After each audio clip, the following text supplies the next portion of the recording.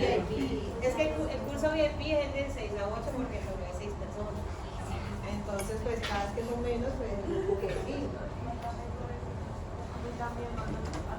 Bueno, hoy vamos a ver sistema sensitivo y se van a dar cuenta que no es muy complejo porque prácticamente es repasar lo que ya hemos visto. Hoy solo vamos a aprender, si a mucho, unas 3 cosas nuevas y el resto repasamos lo que ya hemos visto. ¿Vale? Exacto, este es el repaso del parcial, al menos de vías sensitivas. ¿No? Vamos a hablar de sistema sensitivo y a mí me gusta pensar que el sistema sensitivo es la forma en la que nosotros nos podemos comunicar con el cuerpo. ¿Listo?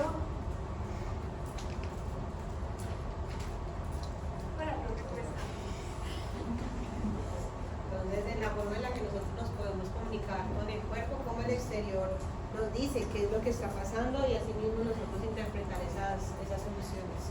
El sistema sensitivo está prácticamente intrínseco en todos los aspectos de nuestra vida, desde el primer momento del nacimiento. Es también lo que nos permite, sentiría yo decir que como lo bello de la vida. Eso es lo que vamos a ver el día de hoy. De manera, así como dato adicional, el Premio Nobel de Fisiología del 2021 se lo ganaron estos dos médicos descubriendo unos receptores específicos para la identificación de temperatura y de presión.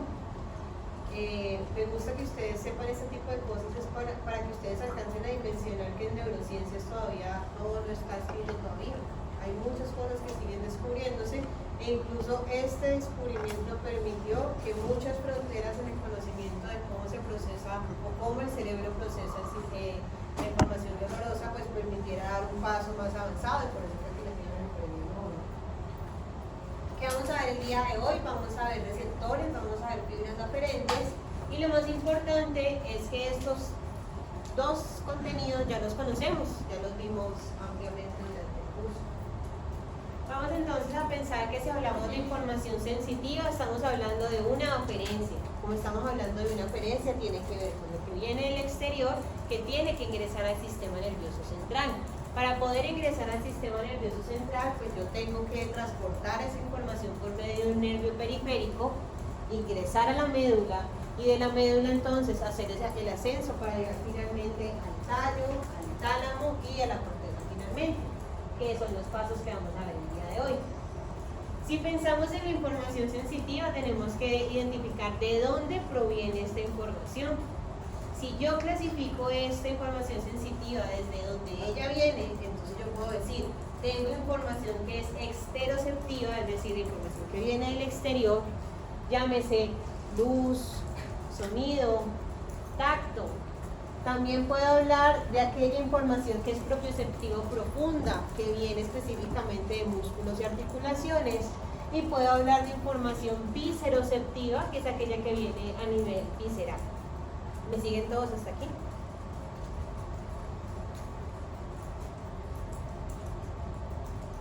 Cuando hablamos de los tipos de sensibilidad, ya en algún momento sí o sí tuvimos que verlo en la clase de tallo para poder entender cuando hablábamos de modalidades sensitivas. Entonces esto es un repaso de lo que ya conocemos. Dentro de los tipos de sensibilidad yo me encuentro dolor y temperatura, tacto simple, tacto discriminativo, propiocepción y vibración. Si yo pienso en dolor y temperatura, ¿cuál es el fascículo asociado a dolor y temperatura? El espinotalámico lateral. ¿Se cruza en qué nivel? Dos por encima de donde ella entra y se ingresa o se cruza a nivel de la médula espinal. El tacto simple, ¿por dónde asciende? Por el espinotalámico anterior y exactamente lo mismo, se cruza a nivel de la médula espinal y después asciende. El tacto discriminativo, la propiocepción y la vibración, ¿por qué fascículo va viajando? Por el menisco medial que es grácil y cuneatus en las porciones más inferiores.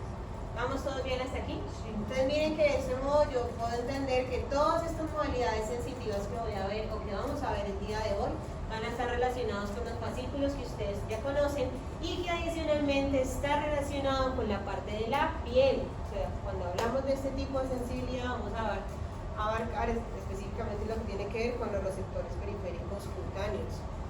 Hay otros tipos de sensibilidad, por ejemplo, ahorita que les mencionaba la luz o ahorita que mencionábamos el sonido, pero para eso vamos a ver ya los sistemas más adelante.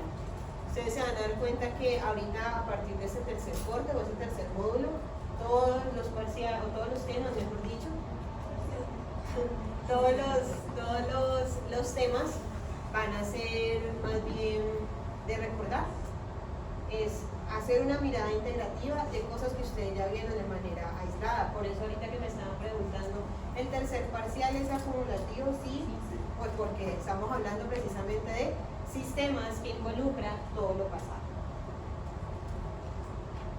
Vamos entonces a hablar de los receptores.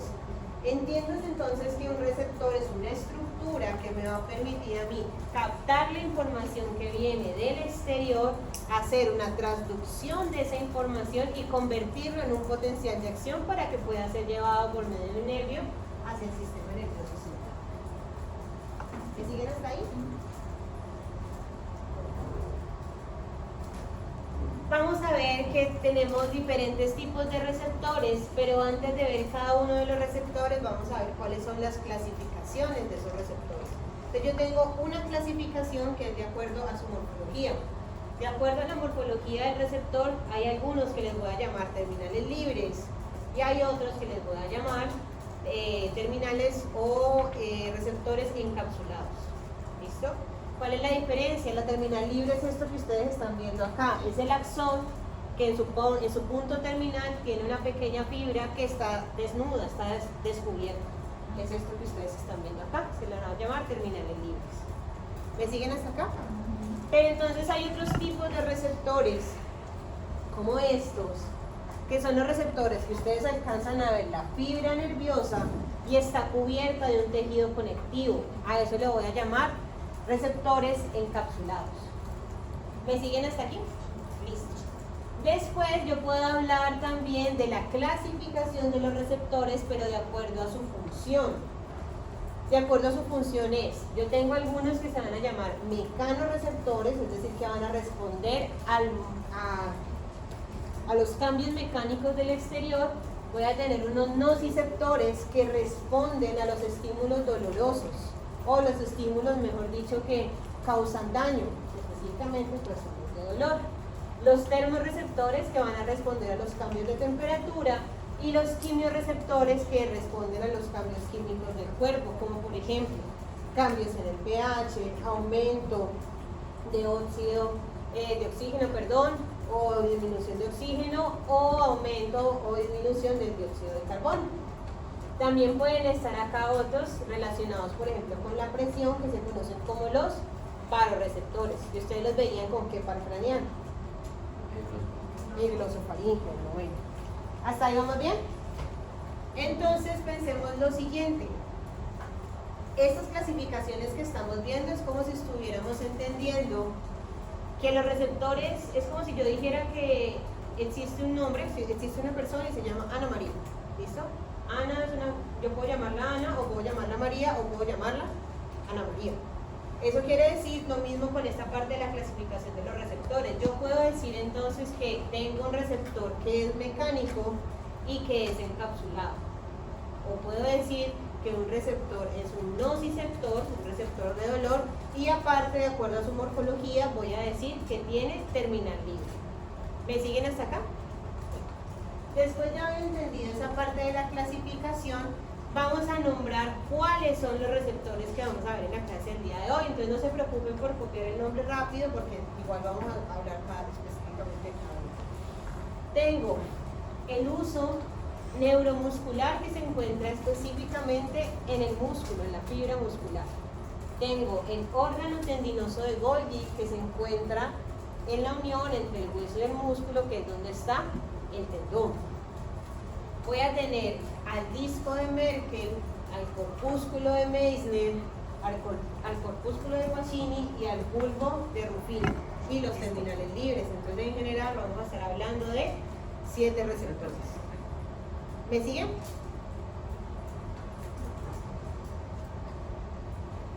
Vamos con este. Vamos con el primero. Hay un receptor receptor que se llama el corpúsculo de Meissner. Bueno, espérense, antes de iniciar, para que no me pase lo que me pasó ahorita. Todos ustedes conocen las capas de la piel, ¿cierto? Entonces, ustedes saben que tenemos un epitelio, saben que tenemos una dermis y saben que tenemos una hipodermis, ¿cierto? Dependiendo entonces de esta ubicación, asimismo va a ser la localización de los receptores que vamos a estar viendo ahora. Muchos de estos receptores son mecanorreceptores, porque son receptores mecánicos que van a ayudarme con esta parte de la sensibilidad que voy a captar a partir de la piel. ¿Me siguen hasta aquí? Bien, entonces la ubicación de la apariencia de este corpúsculo de Meissner, que lo que yo estoy teniendo es una fibra periférica que está siendo envuelta por un tejido conectivo. Ese tejido conectivo entonces me va a ayudar a el tacto discriminativo y a la vibración de baja frecuencia. Hay algo que también se llama, aparte de la vibración de baja frecuencia, un tacto suave. Entonces, pensemos, si yo estoy aquí, por ejemplo, palpando qué tipo de tela estoy cogiendo, si estoy cogiendo tela antifluido o si estoy cogiendo de pronto tela de camisa, que será que como algodón. Diferenciar al menos una de esas cosas está relacionado con el tacto discriminativo y la vibración de baja frecuencia. Voy a hablar de vibración de baja frecuencia porque también hay receptores que se encargan de las vibraciones de alta frecuencia. Como este recoge vibraciones de baja frecuencia, se encuentran en las porciones más superficiales entre la transición entre la epidermis y la dermis. Se van a ubicar específicamente el corpúsculo de Meissner en las huellas digitales, en la palma de la mano y la palma de los pies, y adicionalmente o generalmente en la piel que no tiene vello, como por ejemplo la piel de los labios y la piel de las palmas. ¿Me siguen hasta ahí? ¿Sí o no? ¿Qué me va a ayudar a identificar esto? La parte de las texturas y los bordes. Un ejemplo claro para poder identificar cuándo estoy usando yo un corpúsculo de Meissner. ¿Alguno de ustedes conoce el braille? ¿Ha intentado leer el braille? Listo. Esa identificación, por ejemplo, de que yo paso mi mano por una estructura y puedo identificar un circulito, dos circulitos, uno encima del otro, esa discriminación tan fina que estamos realizando con una presión suave, no una presión sostenida, se hace por medio del corpúsculo de Meissner. ¿Me siguen hasta acá?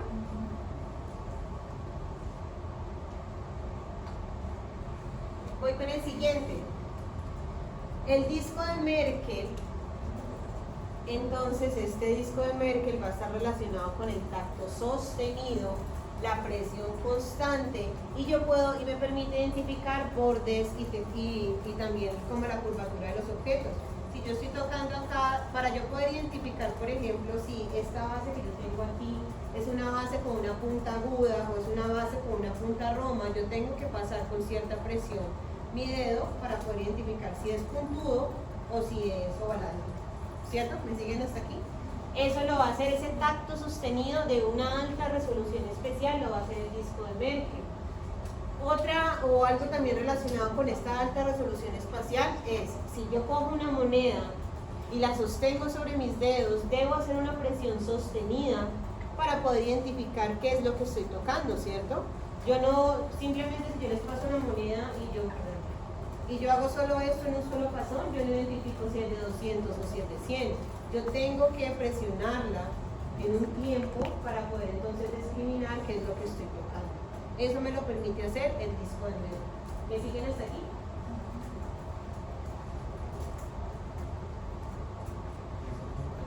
¿Señor? Y este donde se encuentra también en la parte de epidermis. El corpúsculo de Pacini, que ustedes lo están viendo acá, que tiene entonces una distribución que uno alcanza a ver que las fibras de tejido conectivo se organizan de manera concéntrica alrededor de él, van a tener una característica, y es que se van a encontrar en la capa más profunda de la piel. ¿Cómo se llama la capa profunda de la piel? La hipodermis. Entonces, como esto está ubicado en la parte profunda de la piel, me va a permitir sensar o captar vibraciones de alta frecuencia. y también está relacionado con la presión profunda y transitoria. Entonces miren, por ejemplo, ahorita una cosa es que yo pueda hacerle así, un tacto suave a Alicia, y otra cosa es que yo le haga esto así, que yo le haga esto así a ella, ¿cierto? Esa presión que es más profunda no va a ser captado por el primer receptor que vimos, que era el de Meissner, que era el de unas presiones un poquito más suaves, sino que va a ser captada por este, que es el corpúsculo de Pacini, que tiene la capacidad de captar vibraciones más profundas, presiones más profundas, precisamente porque se encuentra en una capa más profunda de la piel. ¿Me siguen hasta aquí? Aquí viene entonces algo también muy interesante, y es que me voy a encontrar un receptor que se llama el bulbo de Ruffini. Si ustedes recuerdan su clase de histología, ustedes tienen epidermis, dermis e hipodermis. En la dermis voy a tener fibras, ¿cierto? Voy a tener las fibras de la piel propiamente. En esas fibras de la piel yo voy a tener metidas entre ellas algo que se llama el bulbo de Ruffini. El bulbo de Ruffini tiene como función, como ella está envuelta entre las fibras de la dermis, va a pasar lo siguiente. Por ejemplo, si yo tengo la manito acá y yo le hago esta flexión, lo que va a sentir entonces el receptor es que se ha estirado las fibras de la piel. ¿Listo? Eso es lo que sensa el bulbo de Ruffini. Obviamente va a haber otros receptores captando el movimiento de la articulación, pero quiero hacer referencia específicamente al estiramiento de la piel por un movimiento que yo estoy generando. O si por ejemplo yo le estoy haciendo esta tracción, ella también está sintiendo que la piel se está separando. ¿Vamos bien? Eso lo capta el bulbo de Ruffini, estiramiento sostenido de la piel, y está relacionada con la tensión mecánica que se ejerce sobre el tejido de la piel. ¿Me siguen hasta acá? Vamos con estos dos últimos, el uso neuromuscular y el neurotendinoso. Ustedes ahorita me comentaron que ustedes ya en fisiología han visto algo de contracción muscular, ¿cierto? Y ustedes entienden que en la parte del músculo yo tengo unas fibras musculares que son fibras contráctiles, que voy a tener unas unidades que me van a contraer unas con otras, etc. Yo quiero que ustedes se fijen en esta parte de acá, y es que el uso neuromuscular, por ejemplo, yo voy a tener unas fibras que son más externas, que son estas, que son las fibras extrafusales. En medio de cada una de esas fibras extrafusales voy a tener estas fibras que son mucho más delgadas. Esas fibras más delgadas se van a llamar fibras intrafusales. Esas fibras intrafusales, como ustedes están viendo aquí, van a estar envueltas por esta capa que ustedes tienen aquí, y a eso, a la fibra intrafusal y a estas fibras nerviosas que están envolviendo cada una de esas fibras intrafusales, lo vamos a conocer como el uso neuromuscular. En algunas partes mencionan que el uso neuromuscular es la misma fibra intrafusal, pues por lo que está envuelta en ese paquete. ¿Me siguen ustedes aquí? Si el músculo es una estructura contráctil, la fibra intrafusal está dentro del músculo y yo tengo un receptor que está envuelto en esa fibra muscular, ¿qué creen ustedes que sensa el uso neuromuscular? Específicamente la contracción del músculo. ¿Listo? Entonces, la contracción de ese músculo va a ser sensado por el uso neuromuscular, y eso es lo que él entiende para que se haga una mayor fuerza. ¿Me siguen hasta aquí? Tengo el otro receptor, que es el receptor que se encuentra entre la unión del hueso y el tendón, que es el órgano tendinoso de Golgi. El órgano tendinoso de Golgi se encuentra en esta estructura, en esta parte de acá, y lo que va a hacer el órgano tendinoso de Golgi es sentir qué tanto se está estirando el tendón. Pero la función del órgano tendinoso de Golgi es una función protectiva. Si yo siento que el tendón está siendo muy distendido, el órgano tendinoso de Golgi envía una información refleja para que el músculo deje de contraerse y no se vaya a lastimar. ¿Me entienden esa parte ahí? Entonces, yo estaba pensando en un ejemplo que pudiese ejemplificar esto que estamos viendo aquí, y vamos a ver si me lo entienden. ¿Alguna vez ustedes han visto avulsiones del bíceps braquial, que se va por acá arriba, que entonces se le pide a la persona que haga así y se le marca aquí el vientre muscular, se le recoge, ¿cierto? Pensemos entonces en lo siguiente: una persona que va al gimnasio, entonces decide ir al gimnasio y está haciendo mucho bíceps, está haciendo bastante fuerza, y entonces piense en lo siguiente: yo hago tanta fuerza y entonces le voy metiendo más carga, y le meto más carga, y le meto más carga.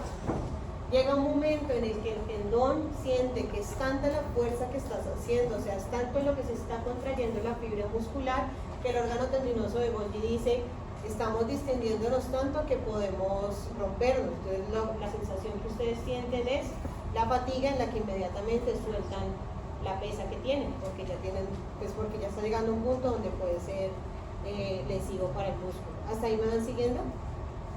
¿Qué pasa, por ejemplo, en el caso de las avulsiones? Hay de varios tipos. Puede ser entonces la persona que está en el gimnasio y la persona siente la fatiga completa, pero por más de que el órgano tendinoso de Golgi está tratando de activar el reflejo protectivo, la corteza está diciendo: no, hoy vamos a ir hasta el fallo, y le mete más peso, y le mete más peso, y le mete más peso. Cuando la persona entonces hace la última contracción, ¿qué pasa? Se avulsiona, se arranca. No es que el órgano tendinoso de Golgi no sirviera, estuvo mandando la información todo el tiempo, solo que los niveles superiores, como por ejemplo la corteza, pueden estar inhibiendo los reflejos. ¿Listo? ¿Claro esa parte de ahí? Pero entonces todo por ejemplo, me acordé de algo más. Puede pasar lo mismo con el fútbol o con algún tipo de deporte. Yo estoy metida en el deporte y me dicen: no estás preparado todavía para jugar, pero igual yo quiero salir y tengo la adrenalina del momento, y le doy una patadota cuando ¡pah! Desgarro muscular. Pero entonces todas las informaciones sobre propriocepción. ¿Cómo? Todas las informaciones. Eso, toda esta información es como propriocepción. Ya vamos para allá. Si quiero que lo vean separado y después que lo juntemos. Muy bien. Tengo también entonces otro tipo de receptores, que son las terminales libres. Las terminales libres, como les estaba mencionando, no tienen una cápsula envuelta. Las terminales libres están asociados con los nociceptores, que es lo que veíamos ahorita, que son los que responden al dolor. Y esas terminales libres entonces pueden sensar dolor mecánico, que proviene entonces de una presión intensa que está empezando a generar daño directamente sobre la piel. Puedo tener un dolor térmico que responde a las altas temperaturas o a las bajas temperaturas. Puedo tener un dolor químico que también está respondiendo a las condiciones en las que se encuentra de pronto el tejido de la piel en ese momento, que es captado entonces por esa terminal libre. ¿Me siguen hasta aquí?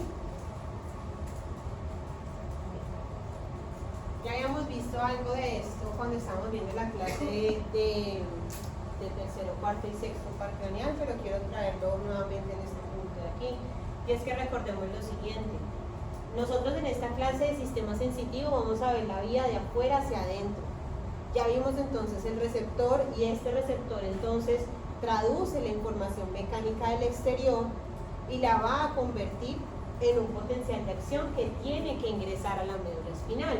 En ese tener que ingresar a la médula espinal tiene que pasar por un nervio, y ustedes deben entender entonces que lo que yo conozco como un nervio grandote, como el femoral, como el ciático, como el mediano, es un paquete de pequeños nervios metidos dentro de él. Dentro de esos pequeños paquetes es donde yo me voy a encontrar finalmente las fibras aferentes, hablando de nervios sensitivos, o específicamente estaría hablando del axón de esa neurona que me está recogiendo la información sensitiva. Entonces recordemos, el epineuro es la vaina que cubre todo el nervio en la parte más externa. El epineuro entonces tiene paquetes envueltos en ese perineuro. Dentro del perineuro hay un fascículo, y dentro de este fascículo yo voy a tener pequeñas fibras que van a ser el endoneuro. Dentro de este endoneuro estaría encontrándome este axón, que vendría siendo la fibra aferente que vamos a aprender en este momento. Esta fibra aferente que ustedes están viendo aquí, en otras palabras, es la misma fibra que recoge la información de la periferia, llega al ganglio y la manda al sistema nervioso central. ¿Vamos bien hasta ahí? Señora.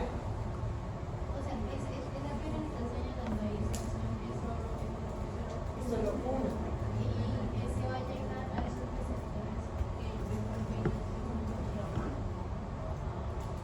¿Sí? Listo. ¿Vamos bien hasta ahí?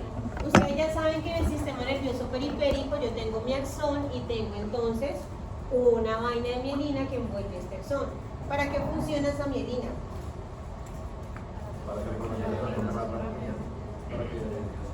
Para que el impulso nervioso vaya más rápido, para que se produzca el impulso saltatorio que envuelve entonces ese axón. Y ustedes ya saben que ¿quién produce la mielina en el sistema nervioso periférico? Las células de Schwann. Porque ¿quién las produce en el central? Los oligómeros. Muy bien. Dentro de las fibras aferentes, presten mucha atención, ustedes que están ahí grabando la clase, hola, entonces cuando lo estén recordando, hola, ¿no? Cuando lo estén recordando es el siguiente, porque yo es como si los estuviera escuchando. Yo todo el tiempo que preparo mi clase y a veces escribo cosas en las diapositivas, es como si lo estuviera escuchando en mi cabeza diciéndome, pero esto no es lo que dijo Lina en el video, o esto es lo que, o esto no aparece específicamente en el libro, pero está mal, está bien, porque eso quiere decir que se están preparando. Yo les traigo acá una tabla que combina las dos clasificaciones que pone el libro. ¿Listo? Y también, en otras palabras, complementa un poquitico la información. ¿Vale? Si ustedes ven en el libro, o si también tuvieron la oportunidad de preparar el capítulo de la profe con el video de la profe Lina, se van a dar cuenta que yo los tipos de fibra los puedo clasificar por unos nombres. Aquellas que les vamos a llamar tipo 1A, tipo 1B, tipo 2, tipo 3 y tipo 4. Pero también puedo llamar a estas mismas fibras de otro nombre, como A alfa, A beta, A delta y tipo C. ¿Me van siguiendo hasta ahí? Lo que hice fue entonces juntar los tipos para que sea un poquito más fácil de entenderlo y de organizar la información. Si yo identifico que tengo diferentes formas de llamar a este tipo de fibras, ya sean en números romanos o ya sea en las letras griegas, voy a irme con el siguiente concepto y es el diámetro. Miren ustedes que en la imagen que estábamos viendo pasada, ese pequeño axón tiene un diámetro. Hay algunos que van a ser mucho más grandes, hay otros que van a ser mucho más pequeños. Y de eso depende esta clasificación. Si ustedes observan, aquellos que nosotros llamamos como tipo 1A o 1B son los que van a tener los diámetros más grandes, entre 13 y 20 micras. Y si se dan cuenta, a medida que yo voy bajando en la clasificación, va disminuyendo su tamaño. Entonces, por ejemplo, las tipo 4, que también son llamadas tipo C, son las fibras que tienen el menor diámetro de todas las fibras que estoy observando. ¿Me siguen hasta ahí? Viene también otro concepto importante que va muy enlazado con la parte de la velocidad, y ustedes ya lo saben y me lo dijeron ahorita. Si hay mielina, el impulso es rápido. Si no hay mielina, el impulso es mucho más lento. Y lo mismo pasa con estos tipos. Los tres primeros tipos son mielinizados, pero el último, que es el tipo 4, que también se conoce como tipo C, son las fibras amielínicas. Entonces estas fibras amielínicas, por ende, deberían ser ¿cómo? Más lentas. Y son las más lentas de toda la clasificación. ¿Me van siguiendo hasta ahí? ¿Cómo? Ya vamos a resolver esa pregunta. Ya vamos para allá. Continuemos entonces acá en la parte de la velocidad. Si ustedes miran entonces en este cuadro, diámetro y velocidad son directamente proporcionales. Entre más grande sea el diámetro de mi axón, más veloz va a ser. Entre más pequeño sea el diámetro de mi axón, más lento va a ser, o menos rápido, como quieran decir. ¿Me van siguiendo hasta acá? Listo. Ahora tratemos de organizar la vía conectando el receptor, que fue lo que vimos, con las modalidades sensitivas. Si tenemos de modalidad sensitiva propiocepción, vibración, tacto discriminativo, presión, tacto simple, dolor y temperatura, ¿Cuál de esos 7 creen ustedes que debería ser el del diámetro más grande y el de la velocidad más rápida? ¿Por qué? Pero es instantáneo porque llega directamente a la médula, no es instantáneo porque llegue más rápido a la corteza. ¿Qué dicen ustedes? Pensé, miren, precisemos entonces la pregunta. Quitemos el reflejo, el arco doloroso del reflejo. O sea, obviamente ese es más rápido que todos porque no va a subir hasta la corteza. Pensemos en dolor, temperatura, vibración, presión, tacto discriminativo, tacto simple, propiocepción. Esos 7 en algún momento tienen que llegar a la corteza, al área 3, 1, 2. ¿Cuál de esos 7 necesita llegar primero a la corteza? Tacto simple. ¿Por qué? Evolutivamente, ¿por qué yo tendría que tener tacto simple primero? ¿Por qué? O sea, yo necesito saber el por qué. O sea, ustedes pueden decir cualquier cosa. ¿Pero cuál? ¿Cómo? No. Pero yo puedo vivir si no sé bien qué estoy tocando. No. Por eso, si yo puedo vivir si no.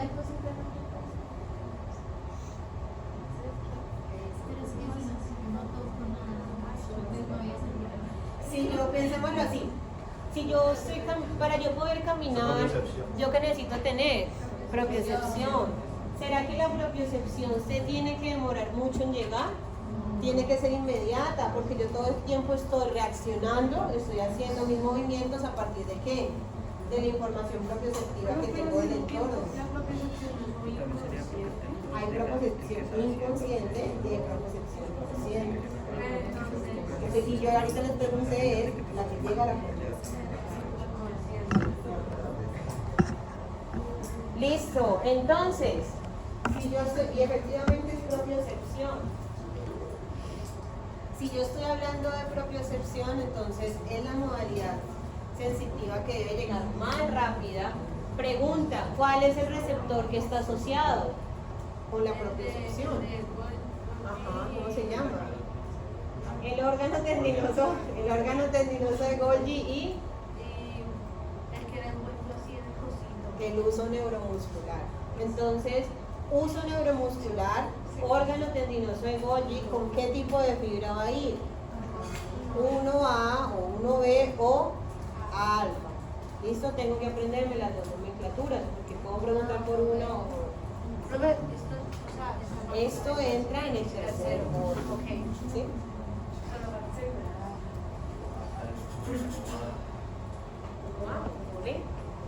O la otra nomenclatura es alfa, que son las más rápidas. ¿Listo? Así lo podemos pensar. Alfa siempre es el primero. El alfabeto griego. Alfa, beta, delta. ¿Vamos bien? Si la más rápida tiene que ser propiocepción, porque yo necesito tener la propiocepción rápida para poder entonces hacer los cambios de movimiento, poder hacer mis interpretaciones del movimiento en el lugar y en el espacio. ¿Cuál sería la segunda modalidad más rápida? No, muchachos. Esto es discriminativo.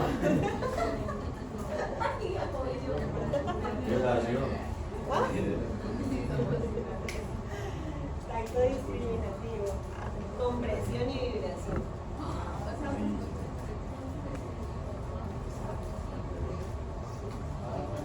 Ahorita hablamos algo del tacto simple que creo que puede suscitar algunas, ¿cómo les digo?, como discusiones.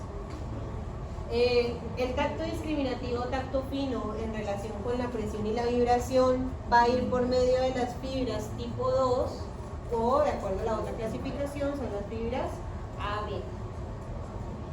O sea, ¿qué receptores? ¿Qué receptores creen ustedes? Pacini para presión profunda, ¿qué más? El primero.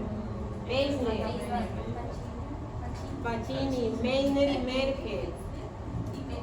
Merkel.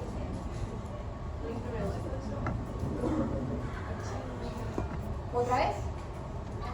Pacini, Meissner y Merkel van a ir con las fibras tipo 2 o tipos A beta a beta, perdón, que van a llevar tacto fino, presión y vibración.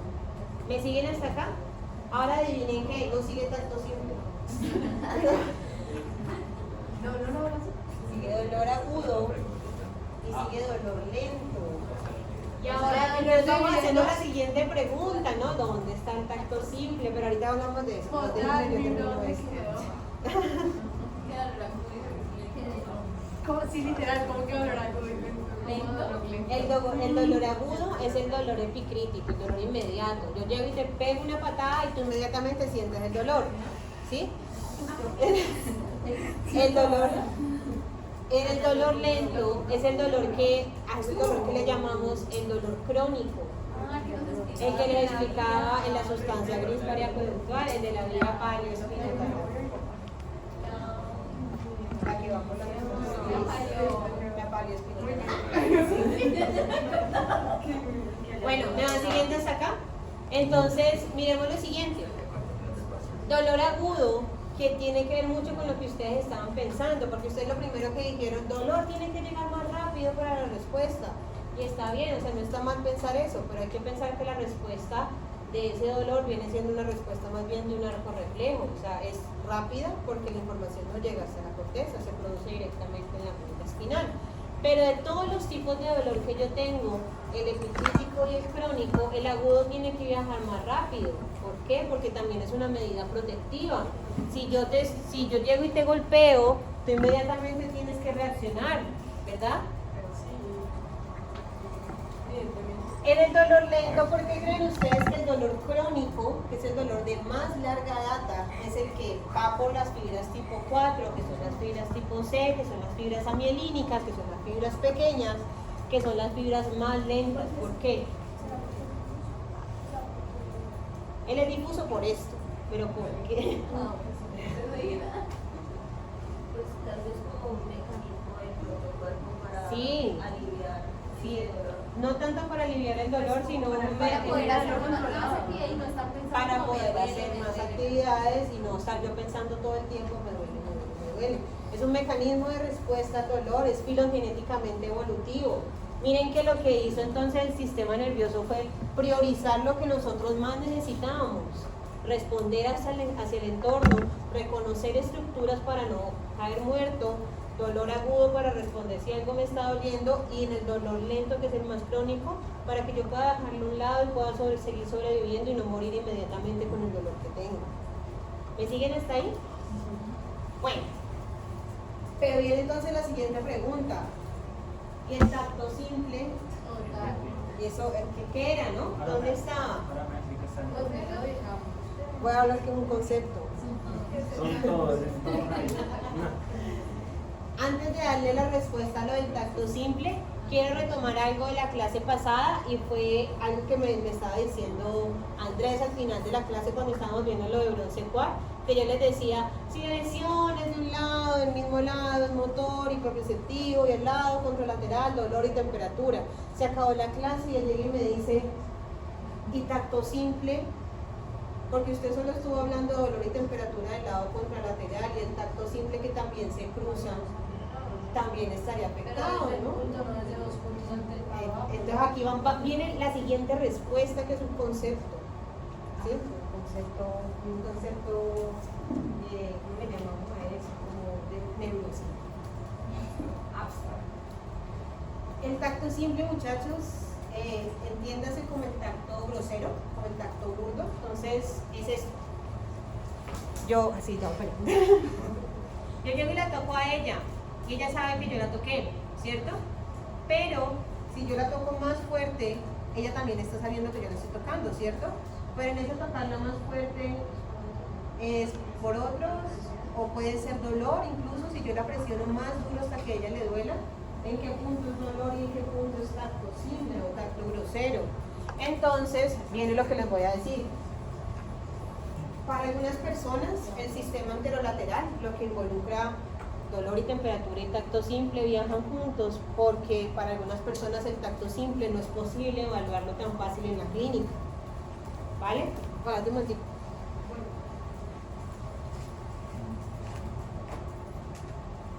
Pensemos que es mi paciente con la lesión medular y yo quiero identificar entonces si efectivamente el paciente no siente la presión, que vendría siendo para identificar si es cordón posterior, o no siente el dolor para poder identificar el dolor lateral. ¿Por qué no hago una evaluación específica del tacto simple? Porque se puede superponer entre las dos. Por eso es que cuando estuve explicando esto no mencioné tacto simple, porque se involucra o se mezcla con dolor y temperatura, para que de pronto quede más claro esa parte de ahí. Si yo quisiera entonces, miren que en la parte clínica yo no voy a decirle al paciente, ¿usted siente esto que le estoy tocando? No, yo voy a hacer, ¿usted siente esto? O llego y le pongo un chuzo, ¿usted siente este chuzo acá? ¿O siente este jugo frío? Yo no voy a hacerle, ¿siente que yo lo toco? Entonces, gracias. En ese orden de ideas, por eso no lo puse en esta clasificación. Pero ¿dónde debería ir el tacto simple? En las fibras A delta, que son las fibras que son relativamente, no son tan lentas como la del dolor, lento, pero tampoco son tan rápidas. Porque como el tacto simple es menos fino, es más grosero, pues no ni muy rápido ni muy lento, va en la mitad. Entonces las vamos a ubicar en las fibras A delta. ¿Me siguen hasta aquí? Si yo quisiera ubicar un receptor específico para el tacto simple, puedo decir que es Meissner, que vendría siendo ese tacto suave. Es el primero. ¿Sí? Es el primero. Okay. Podría decir también que es Ruffini, porque capta el estiramiento de la piel. ¿Me siguen hasta aquí? Voy con la última. Dolor lento, ¿qué tipo de receptor?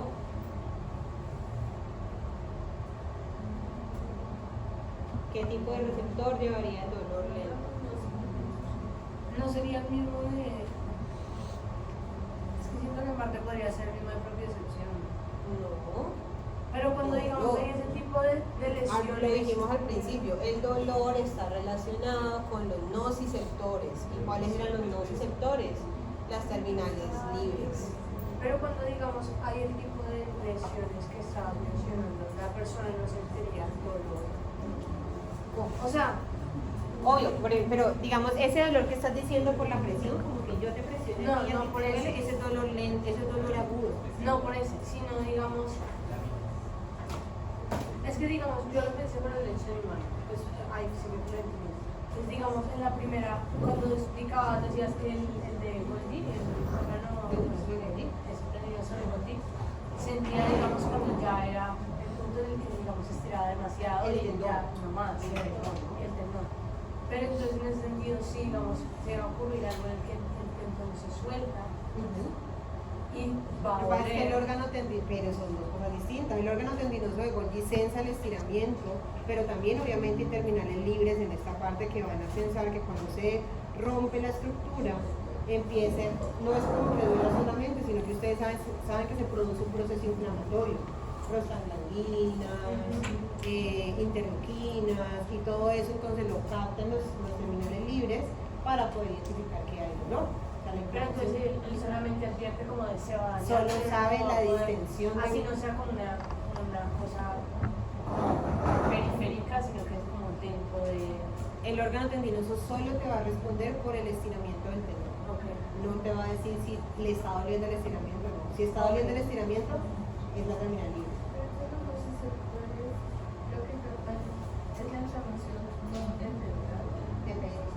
Bueno, ellos van a desgastar la inflamación.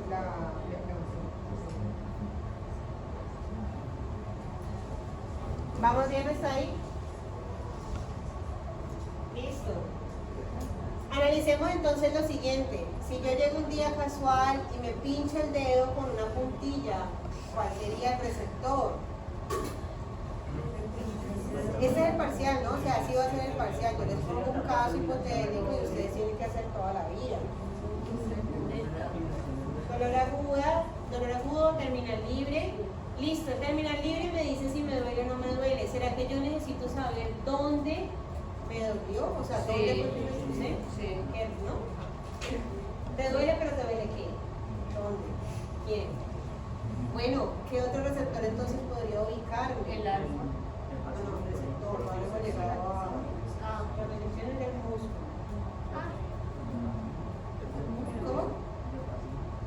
de Pacini para hablar de presión profunda. Ok, sí. Me gusta eso. Ahora sí, Pero entonces. ¿cuál ubica uno entonces? ¿Cómo? ¿Cuál ubica a uno? Pacini te determina la presión profunda. Y ese te puede decir entonces qué tan profundo fue la. Pero la herida. ¿cuál te dicen qué lugar está? ¿En qué lugar podría estar la herida? Podría ser una combinación entre Meissner, Merkel y Ruffini. O sea, como en general ellos no son como tan aislados, sino que se complementan. Pensemos acá, después de que yo tengo clara esta información, voy a hablar de los tipos de fibras, las A delta, las tipo C y las A beta. A delta para que lleve qué tipo de dolor. ¿Cuál? A delta. Agudo. Las tipo C, dolor crónico, y las tipo A beta porque estarían ahí.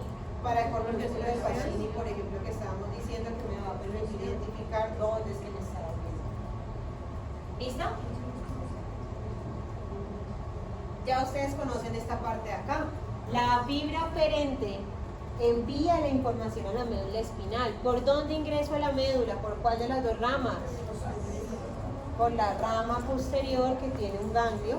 Y el ganglio entonces ya habíamos dicho 8000 veces cuál es el neurotransmisor de este tipo de neuronas. Lo hemos dicho como 1000 veces. Si es una monopolar, ¿y cuál es el neurotransmisor? Glutamato. Yo debería tener un contador de cuántas veces pregunto esto. Listo. Una vez entonces la fibra ingresa, debe ingresar a la parte de la... por lateral. ¿Cómo? Entra por lateral. Y entra por lateral, sí, ya vamos por allá. No quería mencionarlo todavía, vamos por partes. Quiero entonces que ustedes vean que cada uno de este tipo de fibras va a llegar y va a hacer su entrada a nivel de la médula, a nivel del asta posterior de la médula espinal. Y quiero que piensen algo, y es, como esto está trayendo un tipo de información dolorosa, la información dolorosa entra, hay un lugar al cual va a entrar antes de ingresar a hacer sinapsis a las láminas del asta posterior de la médula. ¿Cómo se llama ese fascículo? Un fascículo relacionado con dolor que está antes del asta posterior de la médula. Casi, por la L. Empieza por la L. El fascículo dorsolateral o fascículo de Lisauer.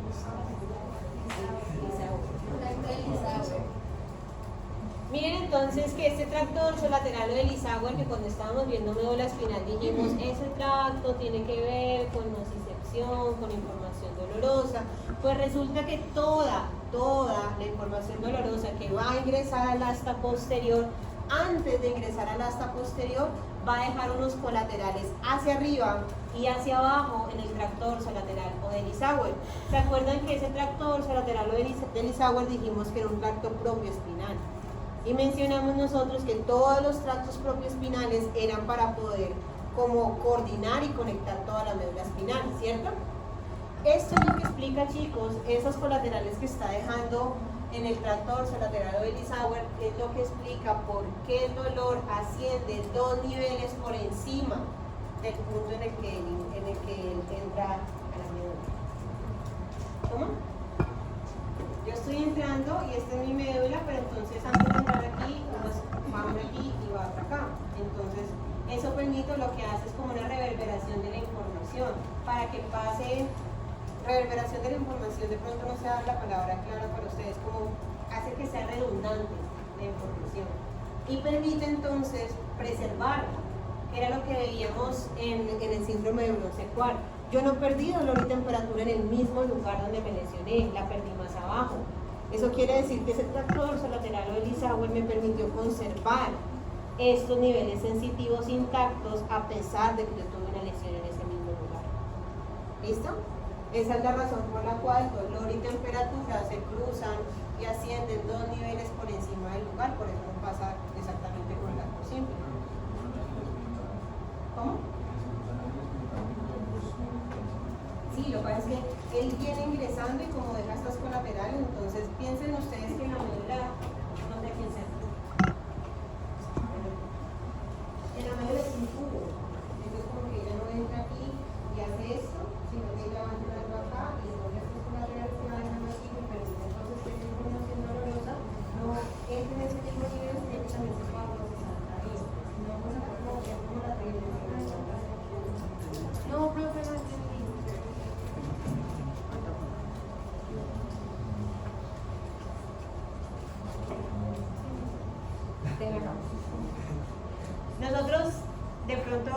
vemos tantas imágenes en donde pensamos que la médula viene por segmentos y pensamos que es como C1, espacio, C2, espacio, pero no, ella no viene así, ella viene en todo conjunto.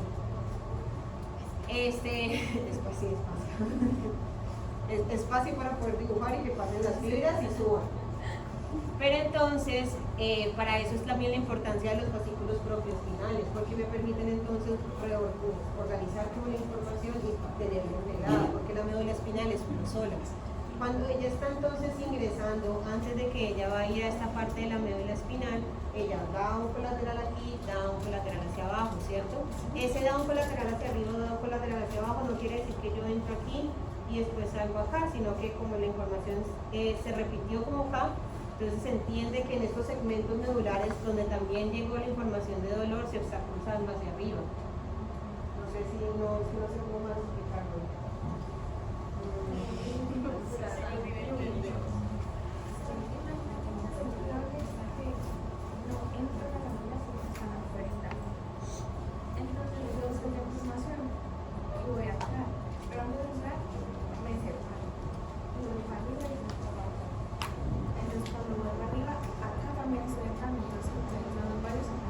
Ajá.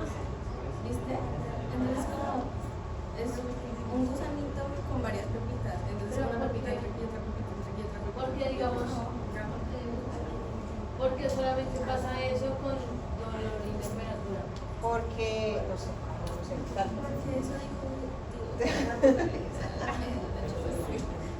como por qué se cruzan las cosas. No, yo creo que no sabemos, sino más bien es porque necesitaba preservar esa información que también es adaptativa. Pero es exactamente lo que ya usted está diciendo. Si yo ingreso aquí y dejo unos colaterales acá, pues aquí también recibo otros, y lo que va a entenderse esto es que la información se va a estar subiendo dos niveles hacia arriba. Pero y entonces, o sea, la información va por el desvío, ¿cierto? Por Y la el- fibra. Entonces, por la fibra. Y entonces ahí entra, pero se cruza, o sea, se cruza como espirotalámico lateral o se cruza como la información normal que está en el nervio. No sé si me hice entender. Sí, yo creo que de pronto lo que le están viendo es como un cordón es anterior, otro cordón es lateral, otro cordón es todo va junto. Y lo que hace la información, como todo es un tubo, pues se va separando. No sé si me hago. Es más bien como la forma del concepto concreto, pero es que ellos no son así, o sea, no es como si yo estuviera hablando, un cordón lleva solo dolor, un cordón lleva solo sensibilidad, y un cordón solo se va a poder cruzar en este nivel y no se va a cruzar ni arriba ni abajo ni nunca jamás, no, es un concepto un poco más flexible. En esta parte de acá continuamos lo que ustedes ya saben y que vimos en la clase de médula. Tengo una división media, tengo una división lateral, una división media que corresponde a lo de los terminales libres, que viene respondiéndose a dolor y temperatura, y una división lateral, perdón, y una división media que corresponde a las otras modalidades sensitivas, que son las más gruesas. Vamos acá. Esto ustedes ya se lo saben, tratemos entonces de hacer el ejemplo. Dale, cualquiera, no me sé ningún nombre, puede empezar cualquiera. Sofía. Sofi, si estamos hablando de grácilis y cuneatus, estamos hablando de la modalidad sensitiva, propiocepción, vibración y lacto discriminativo. ¿Cuál es el receptor que tú pudieses decir que lleva propiocepción o que lleva vibración o que lleva lacto discriminativo? Listo, ok. Yo puedo poner corpúsculo de Meissner. ¿Cuál otro puedo poner? Machini también. ¿Cuál otro puedo poner? Ruffini. No tanto. Berger. Muy bien. Listo. ¿Qué tipo de fibras estaría llevando? Propiocepción. Algo. Y si hablamos de tacto discriminativo, vibración y presión, ¿cuál sería? A, beta. Muy bien. Si estamos hablando de propiocepción, vibración y tacto discriminativo, ¿por cuál de las dos divisiones de la raíz posterior puede ingresar? Por la división media. Listo. Si es propiocepción, vibración, tacto discriminativo y presión, ¿será que yo hago sinapsis en la sustancia gris de la médula? ¿Sí o no? No, claro que no. Entonces, ¿qué pasa con esas fibras? Suben, derecho por gracilis y cuneatum, ¿cierto? ¿Hasta dónde voy a llegar? Hasta la pulsación sensitiva que se encuentra en dónde? Tercio medio del bulbo, segundo corte del bulbo. Ahí entonces hago sinapsis ¿con quién? Con el núcleo correspondiente, ¿cierto? Gracilis y cuneatum. Y de ahí entonces, ¿cómo haciendo? Y continúo como el lemnisco medial. Pregunta, de aquí el lemnisco medial, ¿cómo llego hacia el tálamo? Porque sube el lemnisco medial. Sí, ¿cómo llega subiendo? O sea, siendo el lemnisco medial hasta PPL. Ajá, pero ¿y por dónde paso? ¿No llego así por telepatía? Subo, pedúnculo, cápsula interna,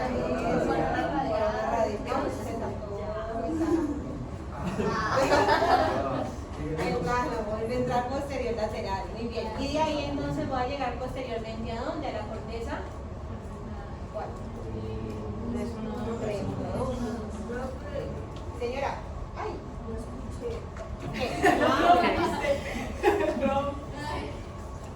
Retomemos. Receptor, corpúsculo de Meissner, disco de Merkel, corpúsculo de Pacini. Tipo de fibra, si estoy hablando de propiocepción, fibras a alfa, si estoy o tipo 1. Si estoy hablando de vibración, de tacto discriminativo, de presión, estaría hablando de las fibras a beta o de las tipo 2. Voy a ingresar a la médula por la división media, porque es la división grande, la que tiene estas modalidades sensitivas. No volví a decir contingente porque ustedes me dijeron que no podía decir. No voy a hacer nada en la sustancia gris, porque esto no hace nada en la sustancia gris, sino que simplemente haciendo por el fascículo gracilis y cuneatus, y de ahí, como ellos dijeron, voy a llegar al tercio medio del bulbo, donde voy a hacer sinapsis con gracilis y cuneatus, los núcleos, me cruzo y haciendo como el lemnisco medial. El lemnisco medial entonces va a llegar ¿hasta dónde? Hasta el tálamo, al ventral posterior lateral. Bueno, toda la vida. Salgo del mesencéfalo, haciendo por pedúnculos cerebrales, paso por cápsula interna, en cápsula interna hago mi relevo con el tálamo, sigo subiendo por la cápsula interna, corona radiada, y de ahí voy a llegar al área 3-1. Por eso les decía, el último parcial es repetir todo esto. Pregunta acá importante, ¿cuántos relevos hace esta vía? ¿Qué es un relevo? Un relevo es, yo recojo la información acá, yo hago una sinapsis con unas neuronas, después sigo y hago sinapsis con otras neuronas. ¿Cuántas relevos realizo? 2 o 3, ¿qué? ¿Quién dice 2? Bueno, ok, ¿cuál sería el primero? Gracilis y cuneatus es el primer relevo, muy bien. ¿Y el segundo? Tálamo. Y no se cuenta como relevo llegar a la corteza porque ese es el punto final. Yo no estaba preguntando por cantidad de sinapsis, pregunté cantidad de relevos. Si yo preguntara por cantidad de sinapsis, ahí sí, ¿cuántas dicen ustedes? 3. Miren. O sea, cantidad de sinapsis y cantidad de relevos son distintas. Lo que te estaba diciendo, si mi punto de inicio, o sea, ¿tú sabes qué es un relevo? Cambio, o Sí, sea, yo estoy cambio en de persona cuando uno está en atletismo, uno sí. lleva un testigo y el testigo le pasa el testigo a la otra eso persona. pensé. Sí, es exactamente lo mismo. Entonces, entiendas, el relevo es cuántas veces yo tengo que parar con mi información para llevarla a mi punto final.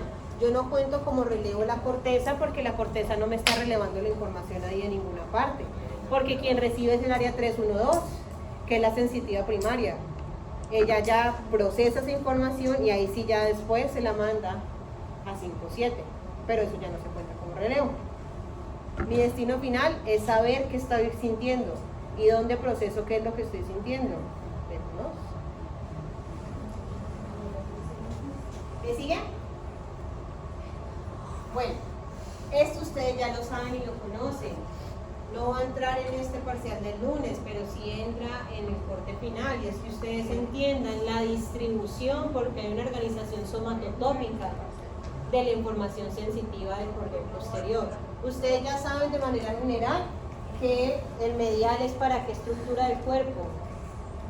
Es grácil y sería para qué parte del cuerpo. Miembros inferiores. Cuneatus sería para quién. Miembros superiores.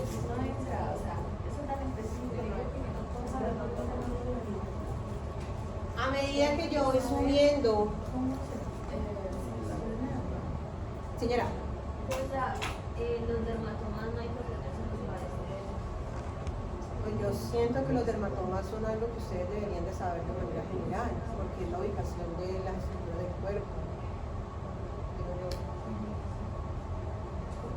O sea, y también asumo que son cosas que ustedes saben. O sea, por ejemplo, si ustedes me llegan a decir a mí que en el parcial salió algo de paciente con un dolor a nivel de T10, y ustedes no saben dónde queda T10, ustedes ya vieron eso antes.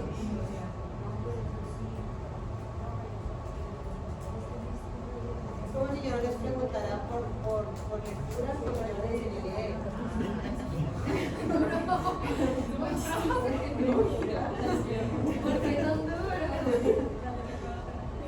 Bueno, miremos en esta parte de acá. Miren que a medida que yo voy ascendiendo, incluso cuando me encuentro con el núcleo gracilis y cuneatus, sigue esta distribución. Medial sigue siendo para miembros inferiores, lateral sigue siendo para miembros superiores. Cuando ya los fascículos se juntan y forman el lemnisco, que era lo que tú me estabas preguntando ahorita, ellos van a seguir una organización también somatotópica. Arriba, miembros superiores, abajo, miembros inferiores. ¿Listo?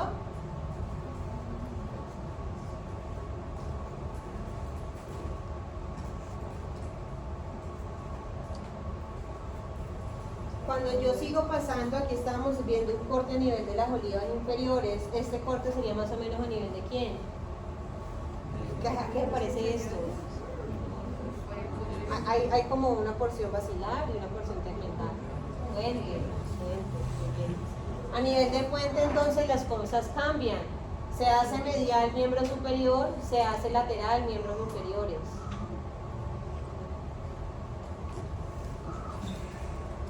Cuando voy a hacer... Ahí estamos a nivel de mesencéfalo. Se hace medial miembros superiores, se hace lateral miembros inferiores. Y sigo ascendiendo hasta que llego entonces a esta parte de acá, el ventral posterior lateral.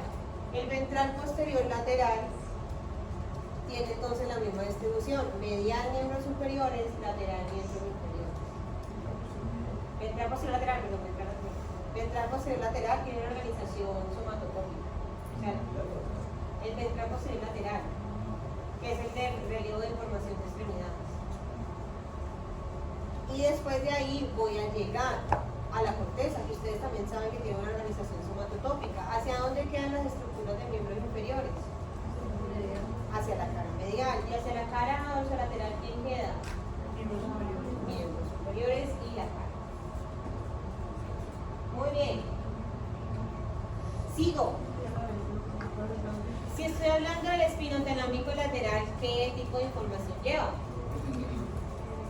Dolor y temperatura, ¿cierto? Y estamos hablando que específicamente el espinotalámico lateral va a llevar información de algo que le vamos a llamar dolor epicrítico, que es el dolor que yo puedo localizar, que es un dolor que es agudo, que es un dolor que inmediatamente me acabó de pasar y yo sé dónde me está doliendo.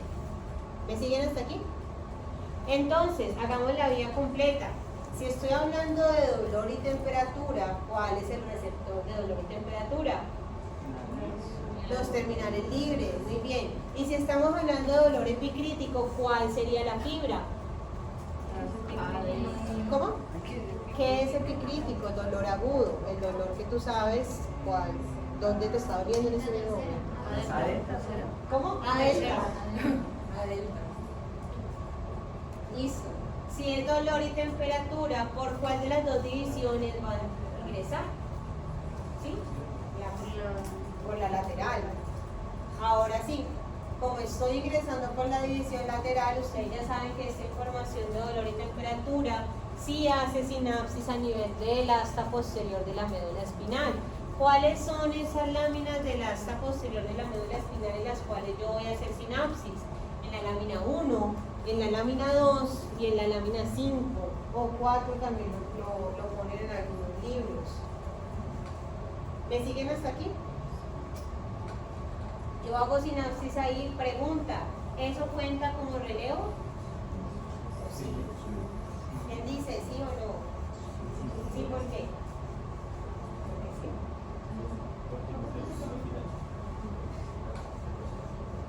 Pero igual hay como, pero sí es relevo.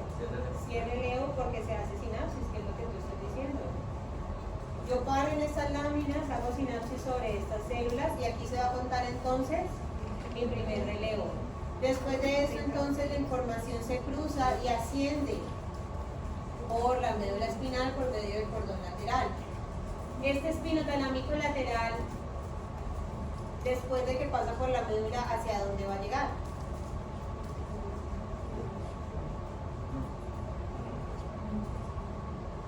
Se queda ahí en la médula. Ventral posterior lateral. Él asciende por toda la estructura del tallo, hace toda la vía que ya mencionamos ahorita al principio y va a llegar al núcleo del tálamo, que sería el ventral posterior lateral.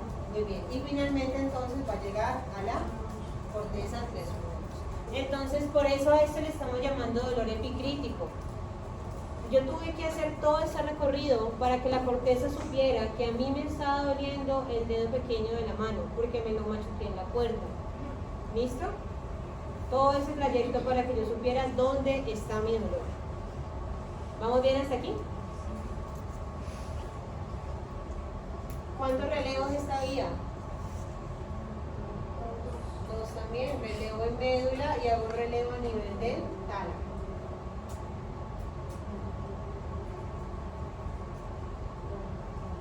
Voy a hablar entonces de esta vía de acá, que ya habíamos hablado algo de ella cuando estábamos mencionando lo de la sustancia gris periacueductual. Piensen ustedes que existe una vía que se llama paleoespinotalámica del dolor.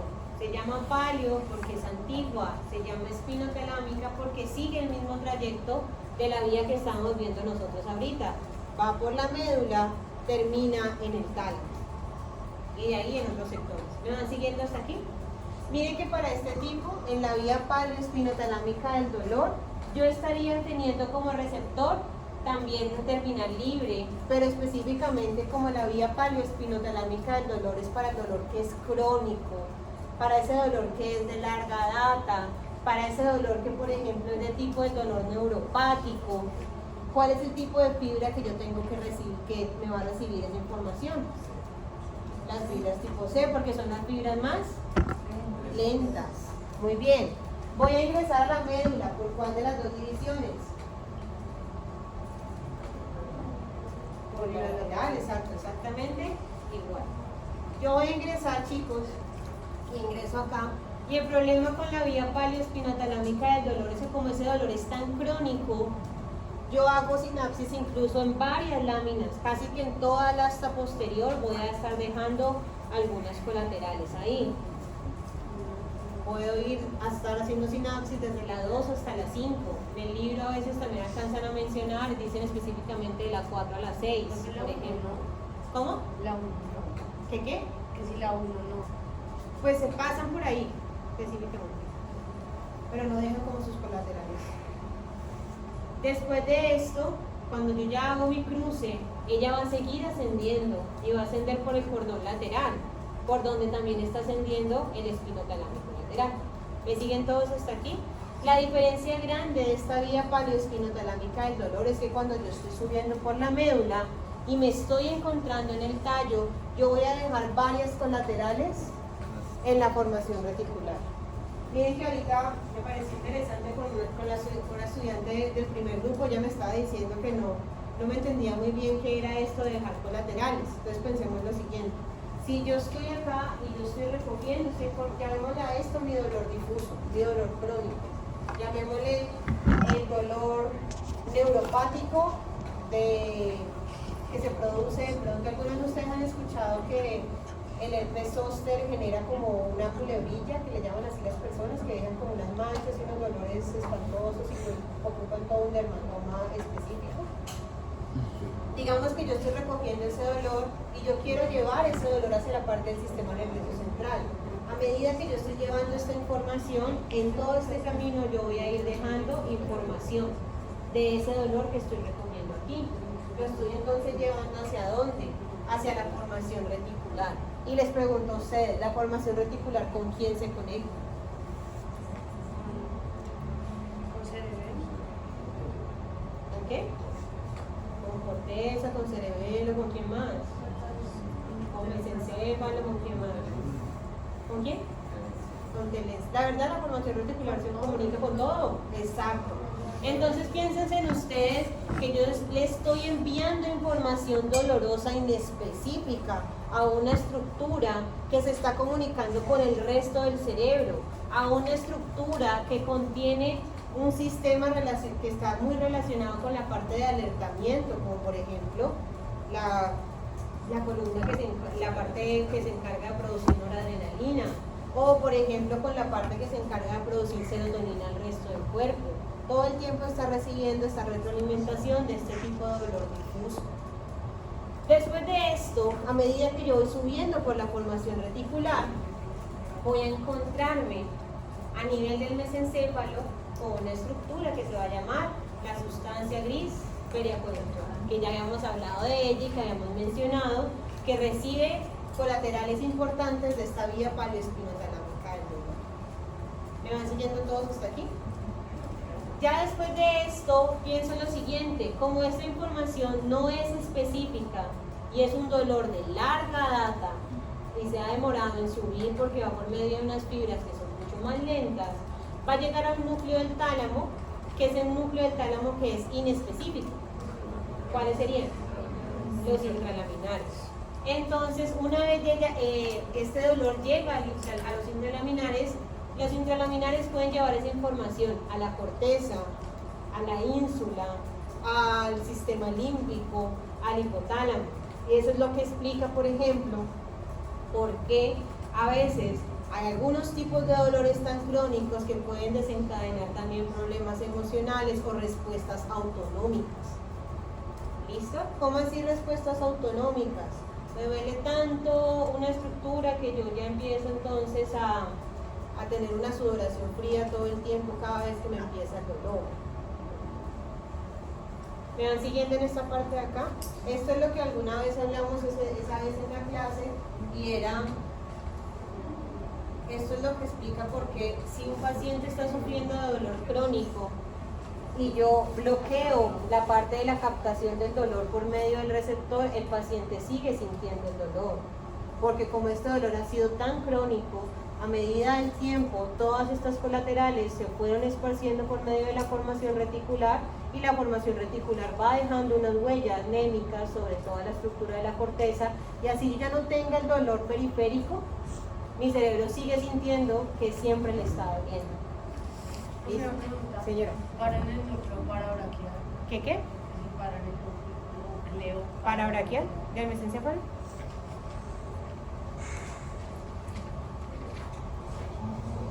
¿Me van siguiendo hasta acá? Parabraquial, el paralineal. El mesencéfalo. Uno de los núcleos que se encontraban como... El parabraquial es una cosa, pero el paralineal es otra cosa. El paralineal es el que está vinculado con la sustancia negra. Tengo que esta vía paleoespinotalámica del dolor está relacionada con la proyección emocional del dolor, y quiero que piensen entonces lo siguiente: la vía paleoespinotalámica del dolor, dependiendo de los lugares a donde ella va a estar llegando, va a producir una respuesta específica. Entonces, por ejemplo, si el dolor está llegando a los sectores sensitivos, a las áreas sensitivas primarias y secundarias, va a llegar para que yo pueda identificar qué es lo que me está doliendo, que es lo que estábamos hablando ahorita. Pero ¿qué pasa cuando ese dolor se proyecta a sectores de la corteza cingulada anterior? ¿Cuáles eran las áreas que quedaban en la corteza cingulada anterior? ¿Cómo? 24, 25, 32, por ejemplo, también. Y ustedes ya saben que estas caras de las áreas de la corteza prefrontal medial cercanas al cíngulo están relacionadas con el componente de motivación y afecto emocional. Muy bien, eso también es lo que explica por qué hay dolores que son tan emocionales. Muchas veces a uno le duele un montón algo, pero muchas veces es más bien como el componente emocional que yo le estoy dando a ese dolor que precisamente lo que está doliendo. También yo puedo tener proyecciones hacia la ínsula, y ustedes saben que la ínsula es esa estructura, ese lóbulo que queda oculto entre el temporal, atrásito del temporal, que tiene que ver mucho con el estado de conciencia interno o visceroperceptivo. Tengo en esta parte de acá también que la información puede estar llegando a la amígdala y al hipotálamo, que es el tema que vamos a ver en el futuro, que viene siendo información del sistema límbico, que es lo que vamos a ver después. Cuando la información de dolor llega a amígdala y al hipotálamo, van a estar relacionadas con las respuestas viscerales y emocionales. Era lo que te decía, me duele algo tanto que yo puedo llegar a vomitar, por ejemplo, del dolor impresionante que estoy llegando a sentir. Muy bien. ¿Cómo vamos con el espinotalámico anterior? ¿Qué recuerdan de este? ¿Qué tipo de información llevaba? Salto simple. ¿Cómo? ¿Qué se cruza ahí? Dijimos Ruffini y BS. Sí. El tacto espinotalámico anterior, pues ustedes ya saben, va a ingresar, se va a cruzar y va a ascender por la médula por medio del cordón anterior, por eso le llaman el espinotalámico anterior. Se va a ascender y llega entonces al sinapsis en el núcleo del tálamo, que es el ventral posterior lateral que ustedes ya mencionaron, y finalmente voy a llegar ¿a dónde? A la corteza.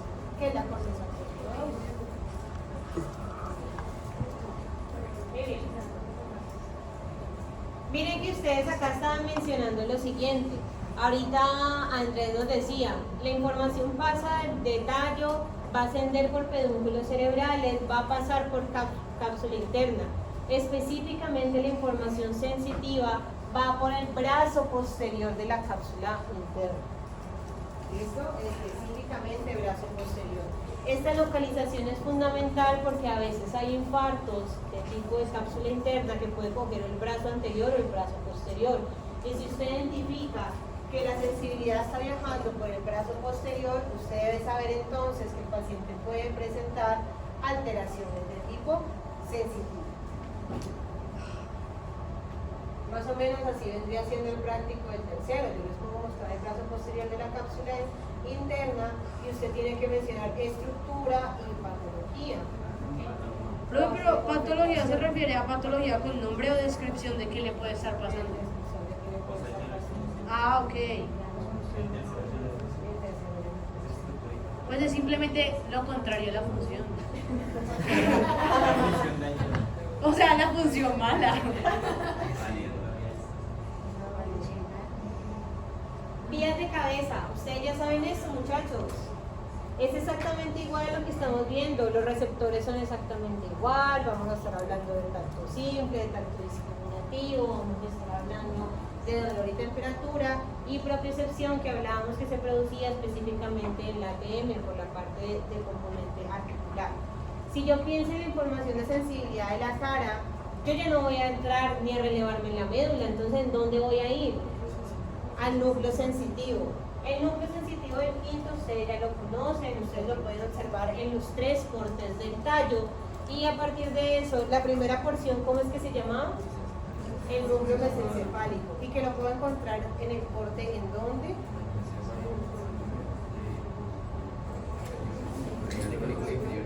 Ajá, y lo estoy viendo en qué partecita. Al lado de qué? Al lado de las esferas.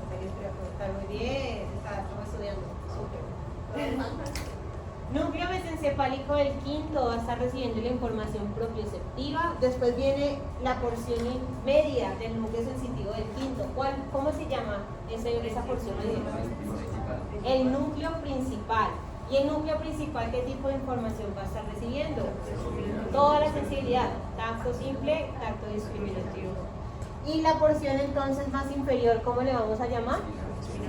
El núcleo espinal o del quinto. Listo. Pregunta, ¿el núcleo sensitivo del quinto de qué pares craneales está recibiendo?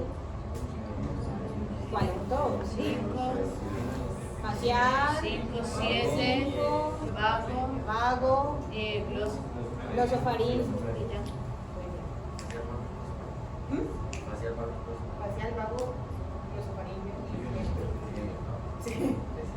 Listo, muy bien. Ya saben ustedes que sigue de aquí. Del núcleo sensitivo del quinto va a salir un tracto, ¿cierto? ¿Cómo se llamaba ese tracto? Trigeminotalámico. ¿Espino qué dice? Núcleo espinotalámico. Listo, tengo entonces el trigeminotalámico que ustedes ya saben lo que voy a decir. Está dividido en dos partes, ¿cierto? ¿En cuáles?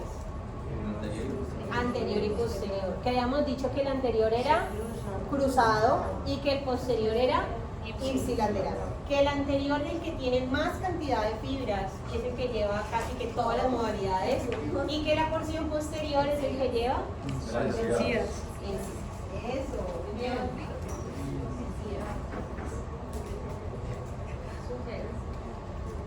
Cuando ya esta información releva en el tálamo y llega a la corteza, en la corteza entonces voy a encontrarme lo siguiente.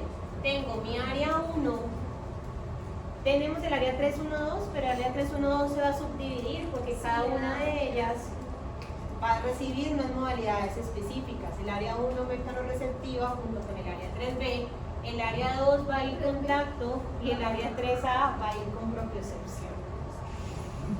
Mucho más específico. 3B,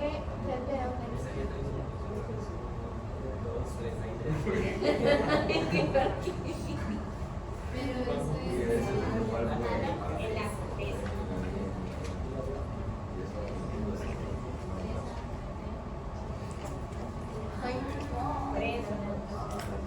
Muy bien. Pregunta. El área sensitiva primaria es el área 312 que recibe directamente las aferencias del tálamo. El área 312 recibe esa información y sabe lo que está pasando afuera, ¿cierto? De ahí el área 312 ¿qué hace? Muerto, el ser humano. ¿La vía 5-7? ¿La vía 5-7? ¿Qué qué? La vía 5-7. La vía 5-7, muy bien, que es la parte que hace la 5-7, que es la secundaria. Pues identifica como unas Le da como sentido. área secundaria, predice, le da una razón de ser, le da un significado a esa sensatez. Muy bien. Entonces aquí vamos a aprender lo siguiente. Viendo toda esta parte del sistema sensitivo, cuando se afecta esta parte secundaria de la parte de la sensibilidad, yo puedo estar presentando lo siguiente: asterognosia, agrafestesia, auragnosia, autognosia. ¿Y estos son los que vamos a responder? Vamos a hacer el ejemplo de cada uno. No, ¿cierro los gritos? Muy bien. En la asterognosia, la persona, el paciente, yo le paso una estructura y ella, por más de que lo toque, no va a saber qué está tocando. O sea, ella sabe que yo le estoy pasando algo, pero yo le digo qué es y ella, no sé, es como un computador y yo, bueno, yo me toco allá y yo sigo. Le pido entonces que cierre los ojos, le cojo la mano, le cojo la palma, más que todo la palma porque va a tener más receptores, ¿cierto? Tengo más receptores y más especializados a nivel de la palma. Entonces yo llego y le voy a hacer una letra y le digo, ¿qué letra le hice? ¿Otra vez? Uy, ¿de cuál estamos hablando, profe?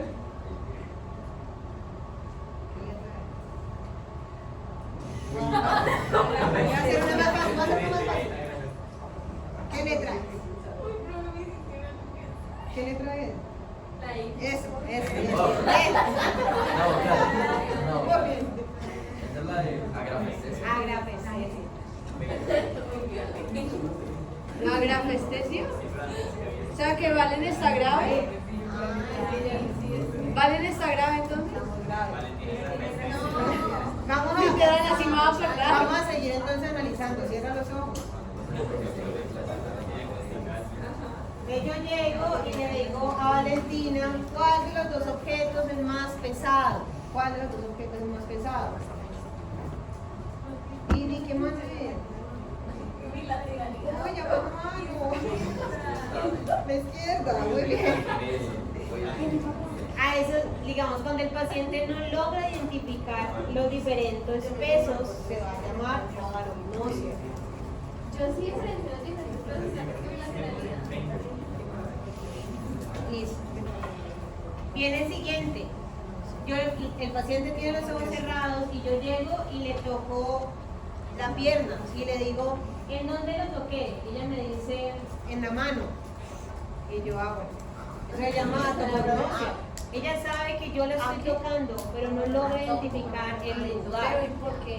Porque, no, o sea, me refiero a como, el problema es en que llega como al lugar incorrecto del homúnculo. No, llega acá, la información llega porque ella sabe que ya está tocando, ella sabe que yo le estoy haciendo una letra, lo que no puede hacer es interpretar, darle un significado a lo que tú estabas diciendo. Entonces el problema es el 5 y 7. Señora, Okay. O sea, todos estos problemas 5 y 7. vamos hasta aquí, ¿vamos bien? O sea, que el próximo parcial sí o sí me va a poner 5 y 7 en esa cosa. Tiene una cara de que... Son 15 preguntas, son 3 parciales, 45 preguntas posibles por hacer, entonces pues... Alguna tiene 5 y 7. Alguien tiene que tener 5 y 7. ¿Listo? ¿Me ayuda alguien acá, por favor? El último ejemplo, una persona. Ay, bienvenida, nunca he salido. Debutando. Bueno, vamos a pensar lo siguiente. Total. Pensemos que nos faltó mencionar algo importante en la parte de los receptores, es que dependiendo de qué tan discriminativo sea mi sector de la piel, pues va a estar determinado por la cantidad de receptores que yo voy a tener. Por ejemplo, ustedes lo están observando aquí. La parte donde yo tengo distribuidos mis receptores a nivel del miembro superior es mucho más pequeño. Al ser más pequeños y al estar más juntos son más discriminativos. Por eso, si yo quiero evaluar la parte de la grafestesia, yo la voy a hacer en un lugar donde tengo más receptores. Yo no voy a hacerle, por ejemplo, de la grafestesia en la espalda, donde los receptores son más lejanos. Miren, vamos a hacer el ejemplo. Por favor. ¿Listo? Acá hay todo doble. Ay, no. Qué bonito. Pero el borrador. Borrador. ¿Qué letra? H no es la. Eso está muy cool. Aquí, la A, ¿cierto? Si yo hago. Es que H. Ahora yo voy a hacer otra letra, pero mucho más pequeña. ¿Qué hice? De pronto porque ahí anticipó. Pero digamos a eso vamos, entre más pequeño entonces sea, digamos como la espalda tiene los receptores más lejanos, tiene menor capacidad discriminativa, entonces yo no voy a poder hacer, no voy a pedirle, por ejemplo, con la espalda, identifíqueme si esto es una moneda grande o una moneda pequeña, pues porque no tiene los puntos tan cercanos. Este es el resumen de lo que acabamos de ver el día de hoy, que son todas las vías sensitivas. Otro resumen con vías sensitivas y un mensajito final para que se preparen para el tema del sistema